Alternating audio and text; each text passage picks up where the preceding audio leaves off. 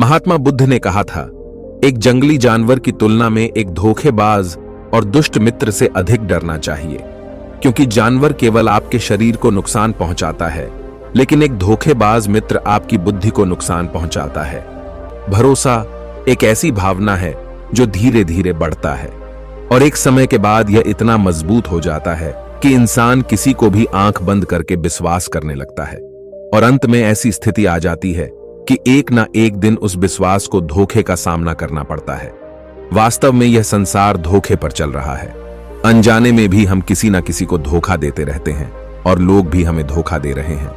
यह धोखेबाज तलवार सामने वाले की भी उतनी ही गर्दन काटती है जितनी कि भविष्य में हमारी काटने वाली होती है। आज की इस बौद्ध कहानी के माध्यम से हम जानेंगे कि धोखा और विश्वासघात से खुद को कैसे बचाएं, और कहानी के अंत में हम 10 ऐसे संकेतों के बारे में जानेंगे जो एक धोखेबाज और झूठे व्यक्ति में पाए जाते हैं। एक युवक पहाड़ी से कूदकर आत्महत्या करने पहाड़ी की चोटी पर पहुंचता है और चिल्लाते हुए कहता है, यह दुनिया इतनी बुरी क्यों है? यहां हर कोई इतना स्वार्थी क्यों है? अब मेरे जीने का कोई मतलब नहीं है। उसी पहाड़ी की चोटी पर एक बौद्ध भिक्षु अपने ध्यान में लीन थे। उस युवक की तीव्र क्रोध भरी आवाज सुनकर वह व्यायाम से उठाकर युवक को देखे तो समझ गए कि यह युवक यहां आत्महत्या करने आया है। वह युवक पहाड़ी से कूदने ही वाला था कि बौद्ध भिक्षु ने उसका हाथ पकड़ लिया और उसे पीछे खींचते हुए कहा, क्या हुआ? क्या आगे का रास्ता खत्म हो गया है? युवक ने कहा, कौन सा रास्ता? यहां कोई रास्ता नहीं है। मैं यहां से कूदकर आत्महत्या करने जा रहा हूं। बौद्ध भिक्षु ने कहा, एक दिन सभी को मरना है, लेकिन तुम इतनी जल्दी में क्यों हो? युवक ने कहा, क्योंकि यह दुनिया रहने लायक नहीं है। यहां हर कोई स्वार्थी और धोखेबाज है। जिस पर मैंने भरोसा किया उसने मुझे धोखा दिया। मेरे अपने भाई ने मुझे धोखा दिया, मेरे दोस्तों ने मुझे धोखा दिया, और तो और मेरी पत्नी ने भी मुझे धोखा दिया। इतने धोखे खाने के बाद अब मेरा इस दुनिया में रहने का कोई मतलब नहीं है। स्वार्थी दुनिया में किसी पर भी भरोसा नहीं किया जा सकता। बौद्ध भिक्षु ने कहा, क्या तुम स्वार्थी नहीं हो? क्या तुम पर भरोसा किया जा सकता है? युवक ने कहा, मैंने आज तक किसी को धोखा नहीं दिया है। आप चाहे तो मेरे गांव जाकर पूछ सकते हैं, लोग अक्सर मेरा फायदा उठाते हैं। बौद्ध भिक्षु ने कहा, मैं तुम पर भरोसा क्यों करूं? तुम झूठ भी तो बोल सकते हो। अगर तुम सच में आज तक किसी को धोखा नहीं दिए हो और सच में अगर तुम स्वार्थी नहीं हो तो फिर तुम यह साबित करके दिखाओ। यहीं पास में ही मेरा एक आश्रम है, तुम मेरे साथ चलो। आश्रम में कुछ दिन मेरे साथ रहकर अपना समय व्यतीत करो। अगर यह साबित हो जाता है कि तुम धोखेबाज नहीं हो, स्वार्थी नहीं हो, तो फिर तुम अपनी मर्जी से जो चाहो वो कर सकते हो।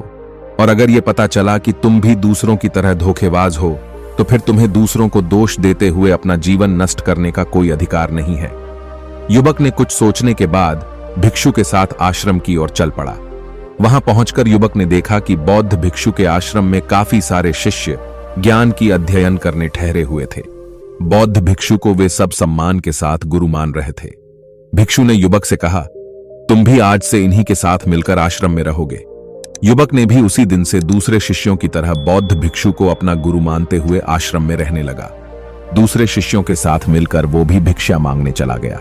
शुरुआती दिनों में युवक को भीख मांगने में थोड़ी परेशानी हुई। उसके मुंह से भीख मांगने के लिए शब्द नहीं निकल रहे थे। उसका अहंकार उसे रोक रहा था, लेकिन उसके मन में गुरु के सामने अपने आप को ईमानदार साबित करने का जुनून भी था।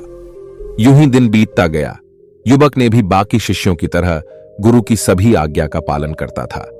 देखते ही देखते युवक गुरु की सबसे प्रिय शिष्य भी बन गया।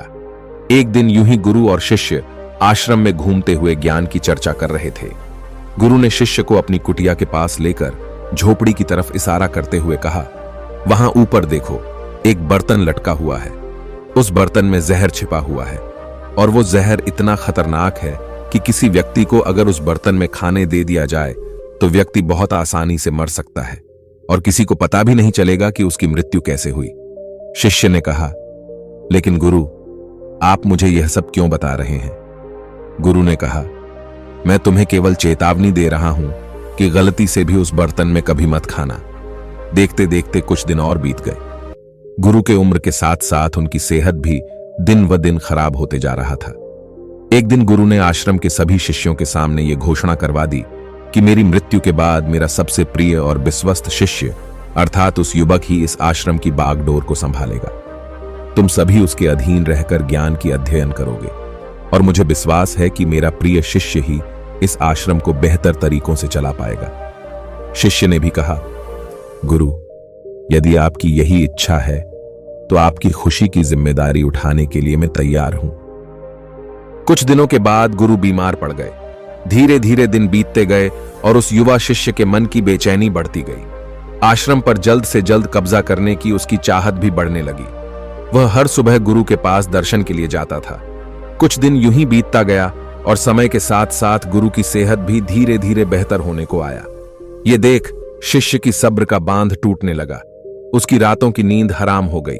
वह बस यही सोचने लगा कि गुरु अगर फिर से ठीक हो जाएंगे तो मुझे फिर कई दिनों तक ऐसे ही शिष्य बने रहना पड़ेगा। आश्रम पर कब्जा करने की चाहत में एक दिन उसने गुरु को जान से मारने की योजना बनाई, लेकिन उसके मन में यह भय भी था कि गुरु का मैं विश्वास पात्र हूं, इसीलिए मुझे सोच समझकर कुछ ऐसा कदम उठाना पड़ेगा जिससे कि गुरु की मृत्यु सबको स्वाभाविक लगे। वो ऐसा सोच विचार कर रहा था कि अचानक उसे गुरु की झोपड़ी में लगी जहरीली बर्तन की याद आती है। अगले दिन वो सभी से छिपकर गुरु के कुटिया में जाता है और झोपड़ी के ऊपर लटके बर्तन को लेकर आता है। उसी जहरीली बर्तन में वो गुरु के लिए खाना बनाता है। बर्तन से निकला जहर गुरु के खाने में पूरी तरह से मिल जाने के बाद भोजन को एक और थाली में डालकर गुरु को खाने के लिए परोस देता है। गुरु खाना खाकर गहरी नींद में सो जाते हैं। अगले दिन जब सुबह हुई तो पूरा आश्रम जाग रहा था, लेकिन गुरु नहीं उठे थे। शिष्यों ने गुरु की कुटिया में जाकर देखा तो उन्हें पता चला कि गुरु की मृत्यु हो गई है। जब यह बात युवा शिष्य को पता चला तो वह अंदर ही अंदर बहुत खुश हुआ और आश्रम पर कब्जा करने का काम शुरू कर दिया। उसी आश्रम में गुरु का एक पुराना शिष्य भी था। वह पूरी घटना को चुपचाप देखने के बाद अपनी कुटिया में जाकर वहां से एक दवा लाकर गुरु को पिलाता है। थोड़ी ही देर में गुरु की चेतना लौट आती है और वह बिल्कुल ठीक होकर बैठ जाते हैं। यह सब देखकर युवा शिष्य के पैरों तले जमीन खिसक गई। वह बहुत घबरा गया। गुरु ने बाकी शिष्यों को अपने अपने काम पर भेज दिया और युवा शिष्य को अपने पास बुलाकर पूछा, क्या तुम अब भी विश्वास करने के योग्य हो? क्या आज तुमने मुझे धोखा नहीं दिया? क्या तुम स्वार्थी नहीं हो? शिष्य गुरु के चरणों में गिर पड़ा और बोला, मुझे नहीं पता कि मुझसे यह अपराध कैसे हो गया। मैंने आज से पहले किसी को धोखा नहीं दिया था, लेकिन पता नहीं क्यों और कैसे मैंने आज ये कर बैठा। गुरु ने कहा, तुम मुझे धोखा नहीं दे सकते, क्योंकि मैंने कभी भी तुम पर भरोसा ही नहीं किया हूं। मैं केवल अपनी आंखों से जो देखता हूं उस पर ही भरोसा करता हूं, और मैं तुम्हारे अंदर लालच देख सकता हूं, और यह साबित करने के लिए ही मैंने जानबूझकर तुम्हें लालच दिया था, क्योंकि इंसान किसी को धोखा देने के सिर्फ 3 ही कारण होते हैं। पहला है स्वार्थ, दूसरा है लालच और तीसरा है ईर्ष्या। शिष्य ने उदासी से पूछा, गुरु, मैं अपने आप को स्वार्थ, लालच और ईर्ष्या से कैसे मुक्त रख सकता हूं? गुरु ने कहा, खुद को पढ़ो, खुद को जानो, अपने अंदर उतरने की कोशिश करो। ऐसा करने से आप में बदलाव आएगा। फिर सोचो, क्या यह बदलाव अच्छा है या बुरा? गुरु की यह बात सुनकर शिष्य ने फिर से उनके पैर पकड़ लिया और कहा, गुरुजी, मैं आपका शिष्य बनना चाहता हूं और जानना चाहता हूं कि मैं कौन हूं और अपने आप में बदलाव लाना चाहता हूं। गुरु ने कहा, व्यक्ति तभी धोखा देता है जब उसे लगता है कि वह जो कर रहा है उसे कोई नहीं देख रहा है और भविष्य में यह बात किसी को पता नहीं चलेगी और वह जो कर रहा है वह सही है। गुरु ने शिष्य की आंखों में देखते हुए कहा, जब हम किसी को धोखा देते हैं तो हमने उसकी आंतरिक चेतना को चोट पहुंचाते हैं और वह इतनी बुरी तरह आहत हो जाता है कि वह किसी पर भी भरोसा नहीं कर पाता है। इसलिए अपनी आंखें, कान और दिमाग को खुले रखते हुए लोगों पर भरोसा करें और किसी को इतना विश्वास मत करें कि वो आपका फायदा उठाना शुरू कर दें। गुरु ने सभी शिष्यों को अपनी पास बुलाकर कहा, एक धोखेबाज इंसान के 10 लक्षण में आप सभी को अब बताने जा रहा हूं। इससे ध्यानपूर्वक सुनना। एक चालाक व्यक्ति ही आपको धोखा दे सकता है और आपके मन की शांति को छीन सकता है। निराशा की गहरी सागर में डूबकर वह आपकी जिंदगी को खत्म कर सकता है। झूठे और धोखेबाज इंसान की पहली निशानी है वह आपसे सब कुछ छिपाएगा, क्योंकि ऐसे लोग दिल के साफ और सच्चे नहीं होते। एक सच्चे आदमी को अपने बारे में बताने में कोई समस्या नहीं होती है, वह आपसे हर एक चीज साझा करता है। लेकिन एक धोखेबाज हमेशा आपके साथ सावधानी से बात करेगा। एक धोखेबाज इंसान की दूसरी निशानी है वो कभी भी तुम्हारी परवाह नहीं करेगा और ये पहचानना सबसे कठिन है, क्योंकि हम भावनाओं में बहकर दूसरों को इतना विश्वास कर लेते हैं कि सामने वाला हमारी परवाह करता है या नहीं वो हमें पता भी नहीं चलता। धोखेबाज इंसान की तीसरा निशानी है झूठ बोलना।